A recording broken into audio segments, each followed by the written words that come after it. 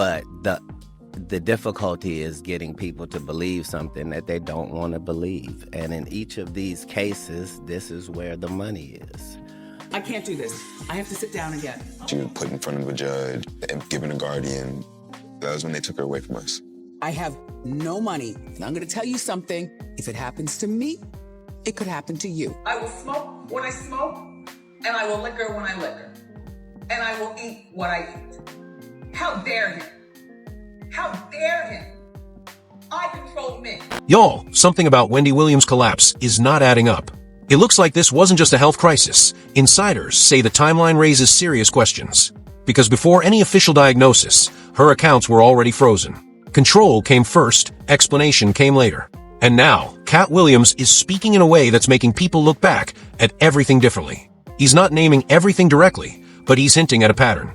A pattern where outspoken voices suddenly get labeled unstable, where careers slow down overnight, and where the narrative changes before the facts do.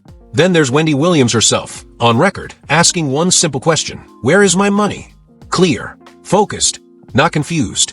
So how does that turn into full control over her life? Insiders say people around her had more influence than expected. Fans say the documentary didn't just show her decline, it shaped how the public sees her.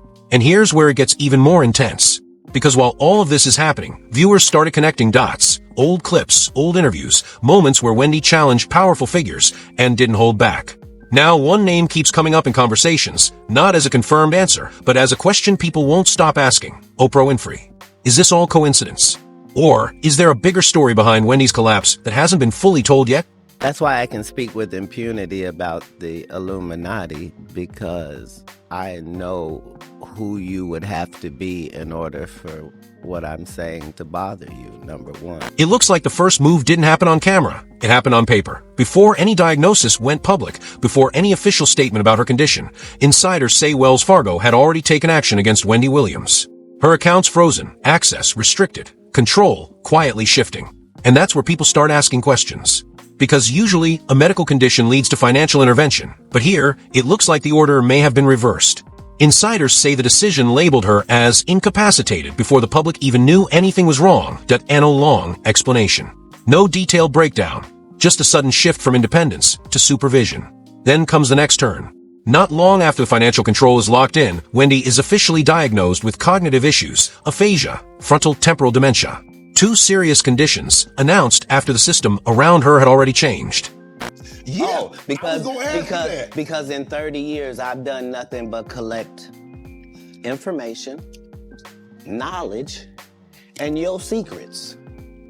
So if you and a man was in a corner doing something you wasn't supposed to be doing... You will tell it? No, somebody come to tell me. Okay. I gather that, I value that, I'll pay for that. Come, tell me. I know so many things I shouldn't know. And Fans noticed immediately. The timeline felt off. Because archive clips show Wendy speaking clearly, asking direct questions, demanding access to her own money. Not confused. Not lost. Just frustrated. So what changed? That's where Katt Williams enters the conversation. Not with direct accusations, but with patterns. He's been saying for years that when certain voices become too loud, too unpredictable, too willing to speak on powerful circles, something shifts behind the scenes. Not always overnight, sometimes slowly, quietly. First, credibility gets questioned, then behavior gets scrutinized, and eventually, control gets justified.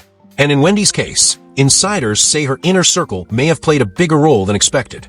Reports surfaced that people close to her were influencing decisions, managing access, even handling communication on her behalf. At the same time, her own words kept circling one issue. Where is my money? A simple question, but one that never seemed to get a clear answer. Then comes another twist. At my show, Oprah was a fabulous woman when she was on network TV, and Oprah did a lot of, Oprah's show was just a different vibe than mine. I don't intend on turning my show into the Oprah show. I intend on doing my hot topics. I want to giggle and wiggle, and I still want to be a fabulous oasis for people to come once a day for an hour and have a good time, and then we all go home. Yeah. I don't have a lot of kumbaya moments. I enjoyed them on Oprah, but I'm not, you know, I have to do a show that's true to my personality. And my personality is responsible, reliable, and accountable. You know, I will be 47 this month. So, you know, what I want you to do when you turn on the Wendy show is know that you know, you can take an oasis from your own problems. Because when I do my show, it's taking an oasis from my own life. You know, so no, I am not the void of Oprah. Okay, well, speaking of your own life, the only thing the only reason why people say that is because we're both black. Allegations begin to surface from those closest to her that she may have been placed in vulnerable situations, encouraged at the wrong moments, and then asked to make important decisions under pressure. Nothing officially confirmed, but enough for fans to start connecting dots. Because right after that, the public narrative begins to shift. A documentary is released, and instead of answering questions, it raises new ones. Wendy is shown in a fragile state, confused, emotional, struggling. But viewers started asking, was this the full picture? Or just the version meant to be seen? Insiders say timing matters, and the timing of that documentary, right after control had already been established, felt strategic to some. It didn't just document a decline, .it seemed to define it. Now the audience isn't just watching Wendy's situation, they're being told how to interpret it. And that's when the conversation takes another turn. Because long before any of this, Wendy had built a reputation for saying what others wouldn't, calling things out, questioning powerful figures, speaking on topics most avoided. And now people are going back, rewatching those moments, looking for anything that might explain why things unfolded the way they did.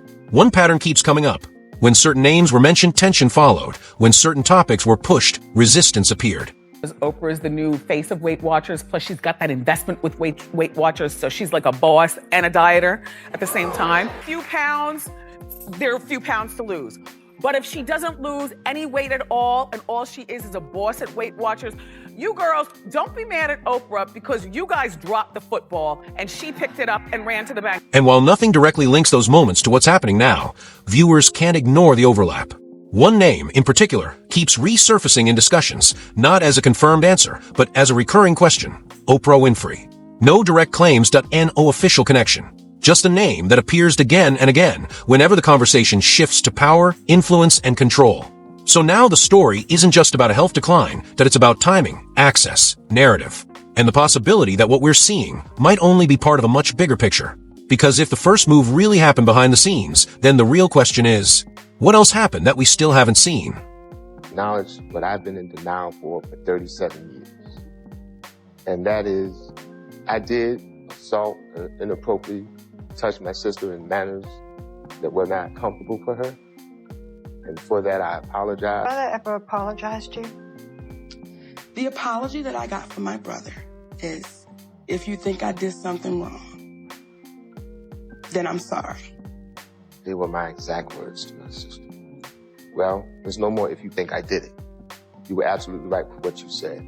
It looks like once the control was in place, the isolation quietly followed. Not loud, not public, just gradual. Insiders say contact became limited, access became filtered, and the circle around Wendy Williams started getting smaller and tighter. At first, it didn't raise alarms. Celebrities step back all the time. Health breaks happen. But this felt different. Because at the same time, questions from her own family started surfacing. Questions about where she was, who was managing her day-to-day, and why communication wasn't as open as before. Nothing confirmed, but enough to shift attention. Then comes another turn. It looks like legal authority didn't just stay financial. It expanded into personal oversight. Decisions about appearances, communication, even basic routines, now handled through layers of approval. And here's where it gets more intense. Because while control behind the scenes was tightening, the public version of Wendy was becoming more distant, more fragmented. Clips surfaced, short appearances, moments that felt incomplete. Viewers started noticing inconsistencies. One moment she seemed aware, responsive, the next disconnected. Fans weren't just reacting anymore, they were analyzing.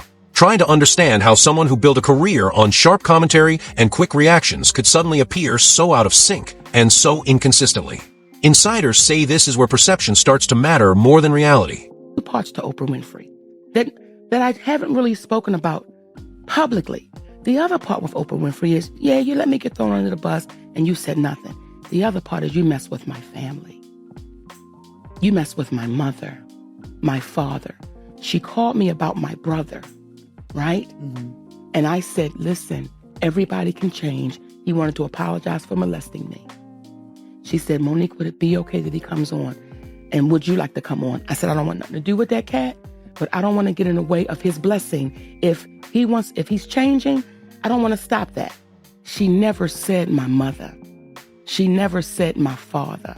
Now, I know who my parents were because they're both gone. I know who they are. I know my mother's greed. I know my father's greed. And you did not say that you were going to have my parents, because had you said you had my mother, now we had a conversation. Because once the public begins to accept a narrative, it becomes harder to challenge it. And right in the middle of that shift, another layer drops. The documentary, positioned as a behind-the-scenes look, marketed as transparency. But some viewers say it felt more like framing. Moments were selected, angles were chosen that a specific version of Wendy was presented over and over again. Fragile, confused, dependent. And once that image sticks, everything else starts to align with it. Now the audience isn't asking if she needs control, but they're asking how much control she needs. And that changes everything. Because insiders say once that perception locks in, reversing it becomes nearly impossible. That's when Katt Williams' comments start circulating again. Not direct accusations, but observations. He's talked about how quickly narratives can be built and how easily they can be accepted when repeated enough. He's pointed out that sometimes the loudest version of the story isn't the most accurate, it's just the most consistent. And in Wendy's case, consistency is exactly what people are noticing. Currently delivering a lot of people. And Sherry, I would cry with you, but my lashes got to get me through. I know, girl. I got the long ones on too. I can't lose these lashes. I can't lose this face. I'll never forget your interview with Oprah Winfrey, who opened the door for you, for me. You brought something out of Oprah that I had never seen before. She was laughing, she was light, and you could tell that she understood that you knew and know who you are. And that's something I haven't seen before or since, so I want to make sure I give you your flowers. Do you have any other dream guests, Sherry, out there? You make me cry. It's the truth, Sherry. You are that girl, and I want you to know that because I've been watching and studying Oprah since I was 9 years old. And for the first time in my life, I went, whoa. She went from being idol to... The same framing, the same tone, the same conclusion being reinforced again and again. Which brings the conversation back to influence. Because behind every narrative, there's usually direction. And viewers are starting to ask, who benefits from this version of Wendy's story being the dominant one? That's where speculation starts to rise again. Not based on one moment, but on patterns. Past interviews, old segments, times where Wendy didn't hold back when speaking about powerful figures and elite circles. Moments that felt bold at the time, but now, in hindsight, feel risky. Because insiders say when you challenge influence publicly, it doesn't always respond publicly. Sometimes it adjusts things quietly, gradually, until the voice that once questioned everything becomes the one being questioned. And once that shift happens, everything else can follow. Now again, there's no confirmed link and no official statement tying any specific person to what's happening. But one name continues to circulate in conversations about power, media control, and influence, Oprah Winfrey.